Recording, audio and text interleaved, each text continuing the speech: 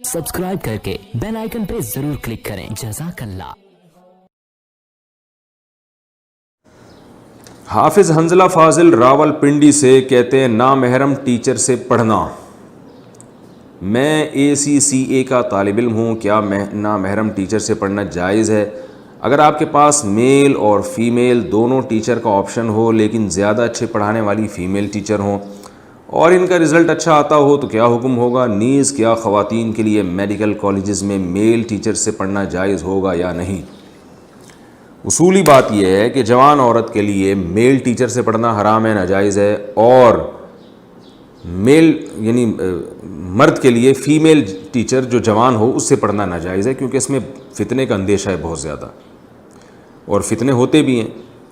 ये ज़रूरी नहीं कि हर एक को फ़ितना हो, फ़ितने का ख़तरा होना काफ़ी है, इसलिए इस्लाम ने इख्तिलात से मना किया है। क्योंकि टीचर से जब आप पढ़ेंगे तो बार बार उसकी तरफ आपको देखना पड़ता है, बार बार उससे फ़ायदा यानी इस्तिफ़ादा करना पड़ता है। तो ऐसा नहीं हो सकता कि कोई यानी 2-4 दफ़ा देखना पड़े, बल्कि बार बार उससे आपका कांटेक्ट होता है। तो ये बिल्कुल शरीयत में जायज़ नहीं है। अलबत्ता मेडिकल कॉलेजेस में जो कुछ हो रहा है, यानी जो हमारी यूनिवर्सिटी में हो रहा है, तो ये हमारे इख्तियार से नहीं हो रहा। हुकूमत ने ऐसे इदारे बनाए हैं या प्राइवेट ऐसे इदारे हैं। अब ज़ाहिर है तालीम तो हासिल करनी है, वो तो एक मजबूरी है। तो ऐसी मजबूरी में उलमा ये कहते हैं कि आप बजाय इसके कि कौम का एक बहुत बड़ा तबका तालीम ही से दूर हो जाए और वो इल्म को छोड़ छाड़ के बैठ जाए, तो ये तो ज़ाहिर है फिर सारे करप्ट लोग इस मैदान में आ जाएंगे, या वो लोग जो करप्ट तो नहीं है लेकिन बहरहाल बेदीन है वो लोग आ जाएंगे इस मैदान में। तो हुकूमत तो बहरहाल गुनहगार है कि वो ऐसी तालीम का इंतज़ाम क्यों नहीं करती कि मेल्स को पढ़ाएँ और फ़ीमेल्स टीचर फ़ीमेल्स को पढ़ाएँ।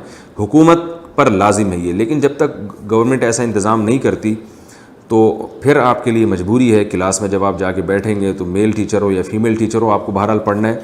तो ऐसी मजबूरी में आपके लिए जायज़ है, जब तक मजबूरी ना हो शदीद आपके लिए ये अमल जायज़ नहीं है।